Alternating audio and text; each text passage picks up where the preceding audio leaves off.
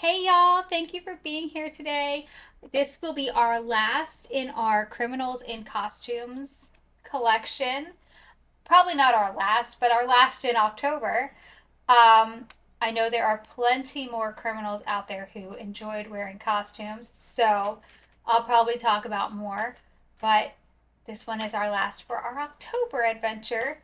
Thank you all again for being here and thank you for supporting me on this journey. I truly appreciate all of you.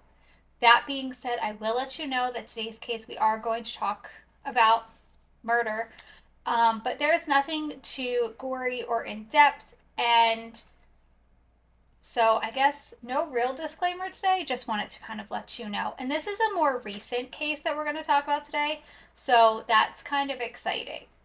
Coulrophobia, or the fear of clowns, is so real. And the effects on people is so extensive that some people will see clowns and go into a full attack. Their heart starts racing, palms are sweating, and anxiety comes along. It all happens, and nausea can set in, and it's just a terrifying event. Some people have a fear of the telematic clowns that you see on TV, the killer clowns, and the clown that stalks in the night or at circuses. People dressing up as clowns is not uncommon either. Some do this to induce fear, and some do it to induce panic. Some just do it for joy and because they enjoy being a clown or dressing up as a clown. Though the fear of clowns exists, some people still truly love them. Today's case is one that took a long time to solve and affected a family so intensely. In the 1980s and into the 90s, there was a new residential area in Palm Beach that became a very popular area to call home. This was called Wellington, Florida. Wellington is located near Palm Beach and Mar-a-Lago and was even frequented by celebrities. It was rumored to have amazing schools and opportunities for families, and the community was described as a bubble, untouched by the drug epidemic that was taking over neighboring areas. Everyone felt safe and secure in this area, but that was quickly going to change. Memorial Day weekend was upon us, and as in so many small towns in America, parades were happening, family and friends were having barbecues, and events were all in full swing. May 26, 1990, the Warren family was no different. Maybe they had different activities that they were going to enjoy, but they were still going to enjoy the weekend. The family was made up of Marlene Warren, who was described as a loving, devoted wife and mother. She was also described as a devoted friend, a beautiful woman inside and out, and people enjoyed being around her. Her husband, Michael Warren, and their son, Joe. Michael had decided to spend the day at the racetracks, and he set off on his way. Marlene and Michael were said to have what seemed to be an amazing marriage. They both had their own businesses. He owned a car rental called Bargain Motors, and she had apartments along with other things. However, as we have talked about before, not everything is what it seems. And on the surface, things may seem completely different than what they actually are. Marlene and Michael had their marriage issues, and it is said that it was well known at the office that Michael was having an affair with a worker named Sheila Keen. People at work observed how they acted together, and this quickly showed that the marriage was not doing well. Marlene was even said to have told her son and her mother that if anything ever happened to her, that it was Michael who did it. Marlene was at home with her 21-year-old son, Joe. Joe had recently broken his leg, and he was home recuperating with a couple of his friends. Marlene had woken up and made breakfast for Joe and his friends and herself. They were all enjoying the calm, relaxing Saturday morning together, and they were not ready for what the day would have. As they were eating breakfast, everyone saw what looked to be a clown approaching the door with balloons, They saw this through the reflection in the window. They saw all the colors of the clown and the balloons. As Joe was recovering, they thought that maybe somebody sent him a get well-gram or something of that nature. And as the knock on the door came, Marlene quickly answered. She stated, "Oh, how pretty." And then Joe hears a gunshot. Joe runs to his mother's side where he sees that she has been shot in the face. He looked up and saw the clown walking, not running or acting suspicious in any way, just walking away, leaving the scene. They got into their car and drove off. Marlene unfortunately would die from her wounds 2 days later after she was taken off life support. She had been shot twice in the face. Joe and his friends quickly called 911. They tried their best in the heat of the moment to gather as much information as they could. The only items the clown was wearing that were colorless were the black sneakers on its feet and the white gloves on its hands. Joe said the clown had large brown eyes and got into a white LeBaron. The clown got into the car very gingerly, put the car into gear, and drove off, like there was no rush. Joe jumped into Marlene's car and tried to chase the clown down, but to no avail. The clown got away. By the time he got back, the news crews and police had arrived. Joe gave a detailed report to the police, stating that the clown was about 6 foot tall, skinny, orange hair, red nose, and a big orange smile. No skin or normal hair was able to be seen, but he could tell that the suspect was a male from what he believed. Suspects quickly came in the form of Michael Warren and Sheila Keen. Police questioned Michael, but he had an alibi, stating he was in a car with his friends going to the racetrack. After receiving the alibi, the police went to Bargain Motors, which was Michael's business, where they told them that they should talk to Sheila Keen. Police followed this lead as it was one of the biggest tips they received, not just from the co-workers at Bargain Motors, but also from phone tips that were coming in. They spoke to Sheila, who was a repo woman for Bargain Motors, and who had also told co-workers that she owned a gun for her own protection during repossession. When they questioned her, she stated that she was out the day of the murder looking for cars to repo, but was unable to provide any addresses or alibis for the day. They asked her and Michael about their relationship, and they stated they were just friends. But were they? The residents at Sheila's apartment complex didn't think they were just friends. In fact, they believed quite the opposite. They believed that Sheila and Warren were husband and wife, not just dating, not just seeing each other, but fully married. Though they were obviously having an affair, that is not a true motive for murder of anyone. The police needed more. They went to costume stores in the area trying to find out if anyone had recently sold any clown costumes. They also did a deep dive into Marlene's death. Who would benefit from her dying so quickly? Marlene dying before Michael would mean that he would get all the shared businesses, as well as all of her business assets and assets in general. In the search for the costume, they did find a shopkeeper named Deborah. Deborah told them that 2 nights prior to the murder, a woman came to the door saying that she wanted to purchase a clown costume immediately. Deborah asked if she could come back the next day as the store was closed, and she said no, she needed it that night. The customer purchased a costume, wig, red nose, and makeup, all paid in cash. She stated that the customer was 5'10" with long brown hair and large brown eyes. When Deborah was asked to pick the customer out of a lineup of pictures, she picked out 2 women, one of which was Sheila Keen. They also were able to find where the customer purchased the flowers and balloons, and this was at a local grocery store.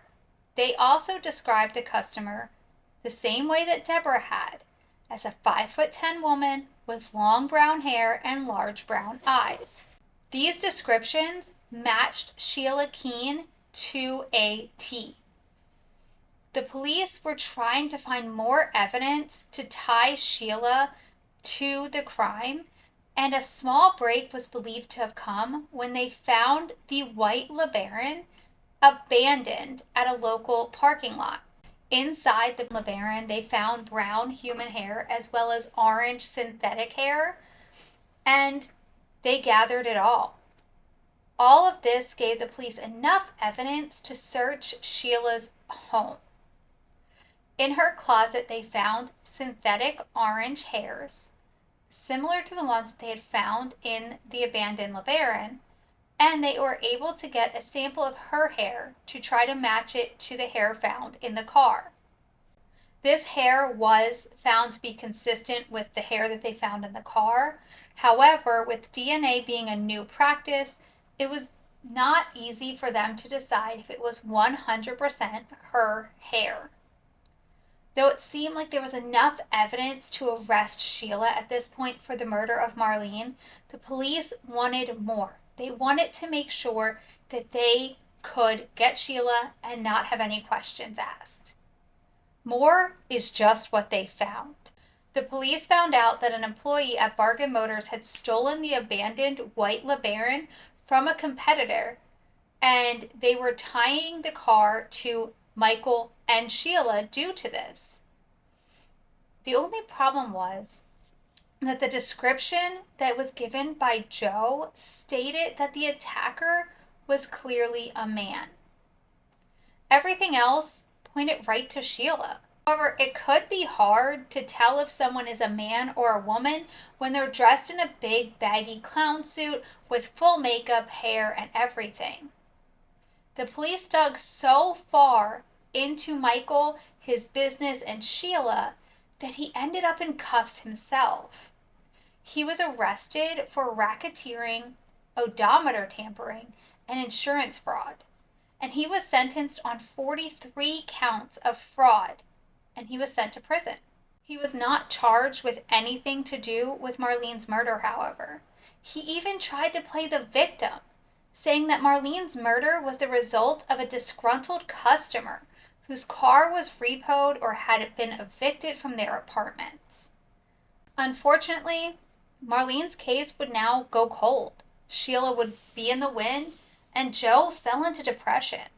He turned to drugs and alcohol to help with this, but really, there was no help with his mother's cold case until 2017. The cold case investigators started looking into the case again, and there are so many advancements in investigative science that at this point they could run the hair found in the LeBaron through DNA, and it came back with a match to Sheila Keen. The police quickly went to look for Sheila, and they found her.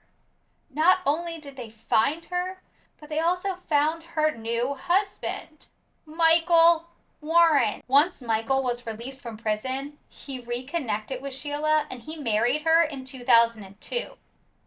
They opened a business called the Purple Cow in Tennessee, and once they were married, Sheila actually changed her name to Sheila Keen Warren.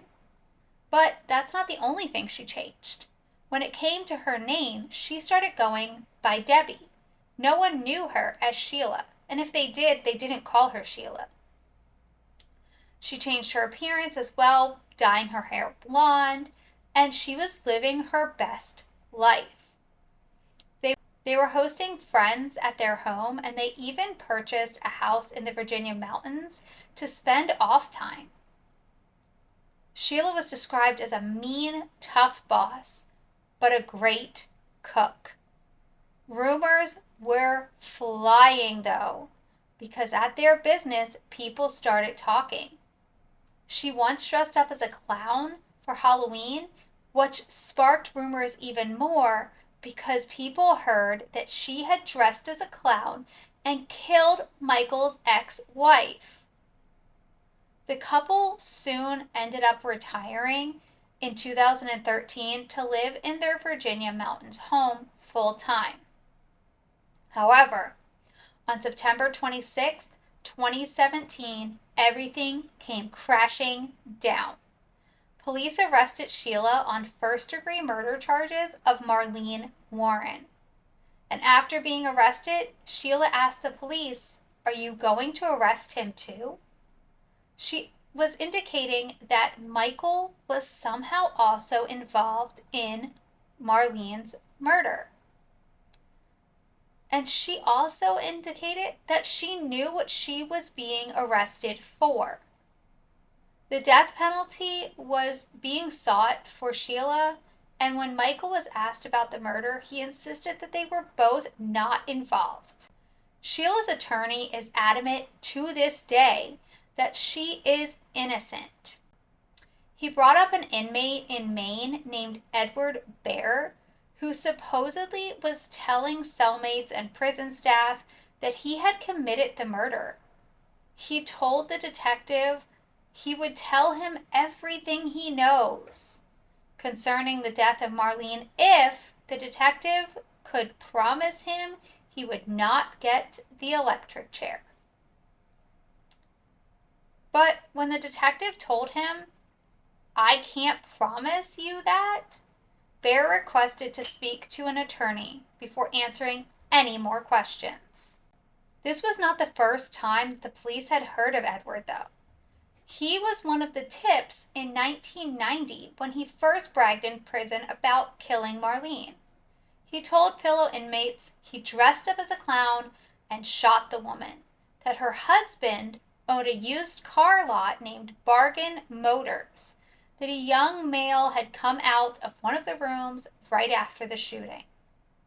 Both inmates were being housed in solitary confinement at the time. He also allegedly told the inmate that a female biker type got the clown costume from the Stoplight costume shop, and that he was hired by the husband of the murder victim during a meeting at the Mermaid Bar.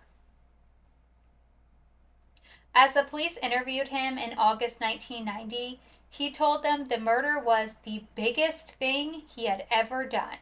He stated that in broad daylight he dressed as a clown, he went up to the residence where this woman was living, knocked on the door, and said delivery. She opened the door, he pointed the gun in her face and said, "Ha ha," and shot her in the face. Bear also allegedly told an inmate that this guy had offered him a substantial amount of money to kill his wife. He said he wanted his wife dead because she was divorcing him and she was to take over the car dealership. Attorneys described how he was known to brag about committing a murder in the Fort Lauderdale or Metro-Dade area, so I feel like he was just bragging.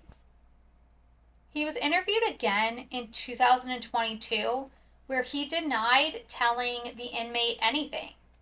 He denied saying that he murdered Marlene Warren, and he told investigators he did talk about the clown homicide, but he talked about it only based on details that he had seen reported on the TV news. The defense, however, would say that there was no TV in solitary confinement, so I'm not sure how he saw what was on the news. This, however, can be explained because he was not in jail at the time of the murders. He was living his life, so he could have seen things on the TV. The police decided that he was not a suspect. Sheila's attorney said that the DNA hair evidence was not proof that Sheila was there. He states that it could have gotten in the car from being on the lot at Bargain Motors, where Sheila worked. Police say that the hair is just one link in the chain that ties Sheila to the murder. Sheila's attorney also wants the wig fibers to be thrown out. And he also says that the evidence was not handled properly. In 2020, they decided to no longer seek the death penalty for Sheila due to time and COVID. The case kept getting delayed. For a case that had taken so long already, this hurt the prosecution. Witnesses passed away, memories faded, and the delays in the case were not the only thing that happened. On April 25th, 2023, just 2 weeks before her trial was scheduled to begin, Sheila pled guilty to second-degree murder. She was sentenced to 12 years in prison, and having time served added to that. She admitted to the world that she did, in fact, kill Marlene Warren. Her attorney still believes that she was innocent and that it was just better for her to take the plea deal. She is scheduled to be released in 2025, and Michael stated in an interview, "My wife did not commit this crime. It was difficult to see her plea to a crime she did not commit, but it was worth the gamble when she was offered the deal that'll have her home in 16 to 18 months." Michael and Sheila plan to continue living their lives in Tennessee when she is released. Though this plea deal may seem like it was a cop-out, it does give the family some sense of closure. Joe is thankful for everything he learned from his mother and all the time he got to spend with her. Though there is still some debate on if Sheila actually committed the murder, the evidence against her was strong. If she did not commit murder, someone still did. Someone walked up in broad daylight, shot Marlene in the face twice, and walked away. This was a tragic crime that should have never happened. If it was Sheila, it may have been because then she could be with Michael. If it wasn't Sheila, it could have been for a number of reasons. It could have been a disgruntled customer. It could have been a disgruntled renter. And it could have been someone that Michael hired himself to carry out the crime so that he could get the assets from Marlene. We may never know the real truth, but at this point, Sheila has pled guilty and she is now a convicted murderer. But that's the case that I have for you today. I know that this one was a little bit short and a little bit weird. And for some of us, we may remember this being something that was on TV. That being said, I hope you all have a great day. I hope you have a great rest of your week. Stay safe, be amazing, drink your water, and choose good idols. If you have any thoughts on this case or any other case, please, by all means, comment below. I also have a Discord channel that is linked in my bio, so you can head over there and give any case suggestions or anything like that as well. I hope you have a great day, and thank you again for joining me. Bye!